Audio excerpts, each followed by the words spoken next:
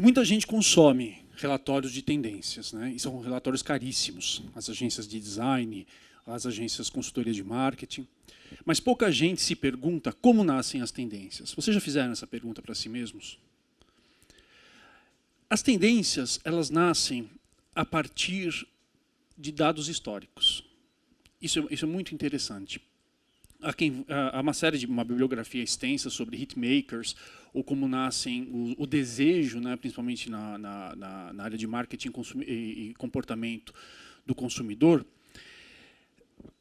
Mas, essencialmente, aquele que pesquisa a tendência, ele começa a detectar emocionalmente os medos, as necessidades e os sonhos dos consumidores. No caso da hotelaria,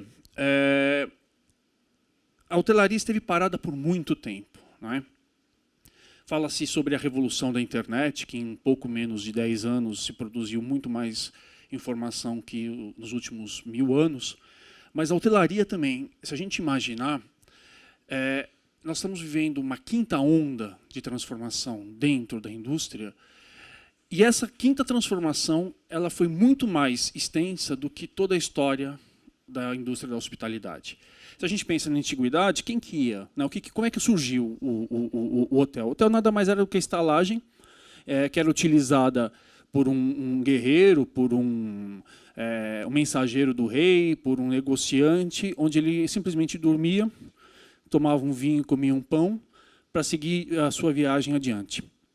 Depois surge, lá no século XVI, a figura oficial do hoteleiro, através de leis na Inglaterra. No século XIX, a hotelaria surge como estrutura, a partir do César Ritz. Não é? Surgem os primeiros grandes hotéis, dois deles aí emblemáticos que continuam até hoje, como o Ritz de Paris e o Ritz de Londres. E depois, no século XX, é o surgimento dos grandes conglomerados, onde as pessoas, de fato, querem investir bastante em hotel e ganhar dinheiro com a hotelaria. Agora, nos últimos 20 anos, todo esse universo da hospitalidade modificou enormemente. E os hotéis deixaram de ser coadjuvantes dentro da viagem para se tornar figuras centrais. O Lucas fez uma apresentação aí brilhante sobre a aviação, e é muito engraçado porque a aviação trazia no passado essa aura do glamour, essa aura do encantamento e dos sonhos. E os hotéis eram simplesmente lugares onde os turistas precisavam ficar para poder aproveitar um destino ou fazer negócios enquanto estivessem fora de sua casa. Hoje não. Hoje os hotéis eles querem se transformar em palcos de um determinado destino.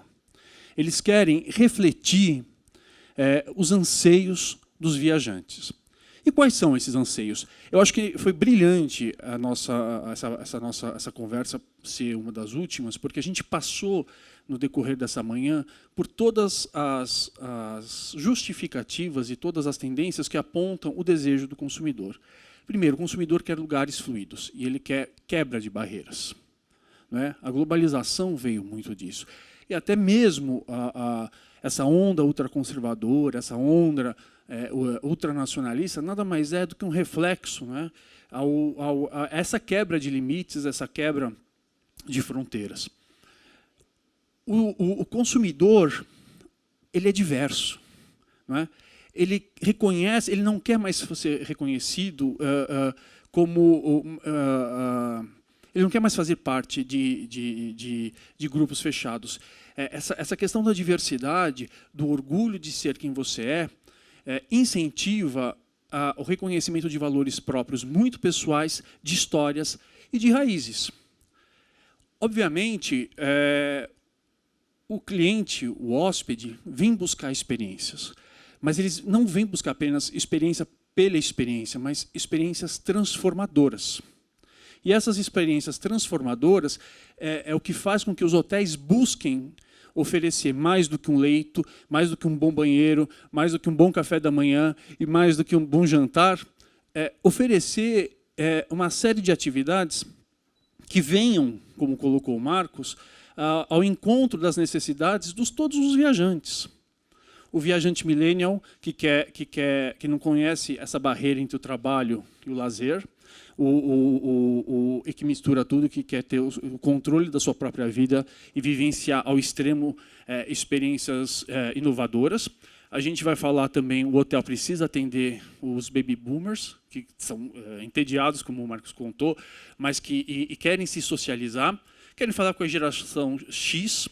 E o mais engraçado é que todo mundo acaba viajando junto, muitas vezes, né? As famílias acabam levando os filhos, netos, avós, vai todo mundo junto. E como é que o hotel pode se posicionar e assegurar, de uma maneira encantadora, e responder às necessidades desses hóspedes?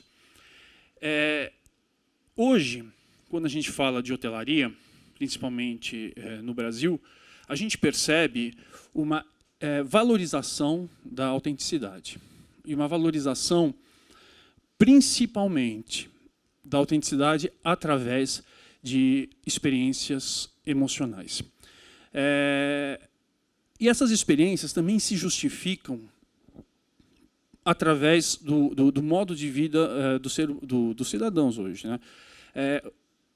Vocês poderiam elencar quais são as 5 maiores preocupações de vocês hoje na cidade de São Paulo?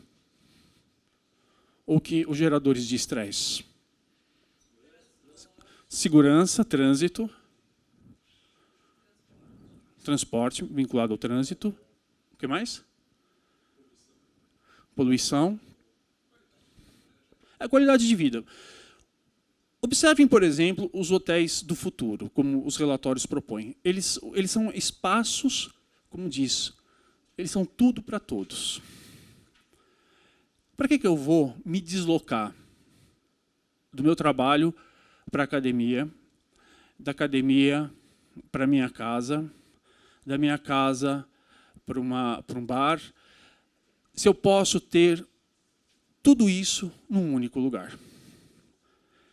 Por que eu não posso, e o que está acontecendo, ter condomínios dentro de propriedades hoteleiras e escritórios ocupando os mesmos prédios? Eu consigo sair da minha casa, do meu apartamento, que muitas vezes é gerenciado pela própria equipe de hotel, né, pelas camareiras, as equipes de limpeza.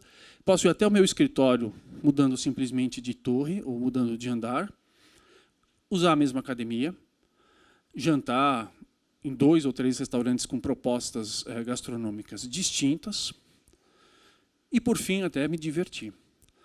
Quando se fala de centros comerciais e que os centros comerciais precisam reinventar-se, principalmente em função do e-commerce, e que os centros comerciais, como a gente vê, os shopping centers, estão se tornando verdadeiros centros de diversão e de entretenimento, a gente tem que lembrar que esse mesmo fenômeno acontece dentro da hotelaria. A hotelaria, repito, não é mais um serviço para o viajante. A hotelaria se tornou um centro de entretenimento e um centro gerador de experiências transformadoras. Isso já acontecia um pouco na época dos resorts, né? Muitos destinos, até mesmo aí na Ásia, acabam sendo visitados pelos turistas, não pelo que eles oferecem, mas pelos hotéis que eles têm, principalmente os hotéis resorts. Só que esse conceito de hotel resort também agora começa a fazer parte dentro das cidades. Então, muitas pessoas acabam utilizando, né, os próprios moradores de uma cidade, do hotel para viver experiências e as escapadas da própria realidade dentro da cidade em que eles vivem. Quantos hóspedes, hoje os hoteleiros podem confirmar, acabam utilizando dos hotéis para noites românticas, quantos deles usam efetivamente da academia de um hotel para fazer os seus esportes mais do que utilizar uma academia, um clube de esporte fora, e também vivenciar essas experiências gastronômicas e também experiências culturais e artísticas. Há quem diga que quem é tudo não é nada. Não é isso? No lei do marketing e do posicionamento de marcas, a gente fala muito disso. Você não pode ser tudo, senão você não consegue ser identificado pelos seus clientes. No entanto, os hotéis têm feito isso de uma maneira muito específica e através de marcas distintas. Quem pensa que essa tendência é apenas para uma hotelaria de luxo se engana. né? A Accor lançou recentemente a John Joe, que vira um playground, né? Você encontra, você convida os seus amigos dos amigos que você faz numa determinada cidade para entrar e fazer churrasco dentro do hotel, né? Os Ibis e Style também deixaram de ser hotéis que só ofereciam serviço básico para oferecer já atividades de noite, bares e uma oferta de bebidas, de mixologia para os próprios habitantes de uma determinada cidade. Ou seja, o hotel passa, de novo, repito, a ser uma plataforma de conteúdo, uma plataforma de informações, uma plataforma de experiências transformadoras.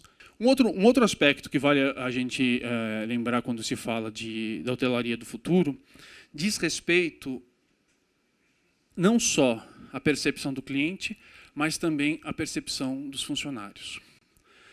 Falar de uma hotelaria que oferece tudo para todos, a gente também tem que lembrar dos prestadores de serviço.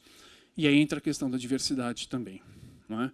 O hotel ele não pode ser, se ele se propõe a ser uma plataforma de experiências distintas, ter uma equipe completamente homogênea.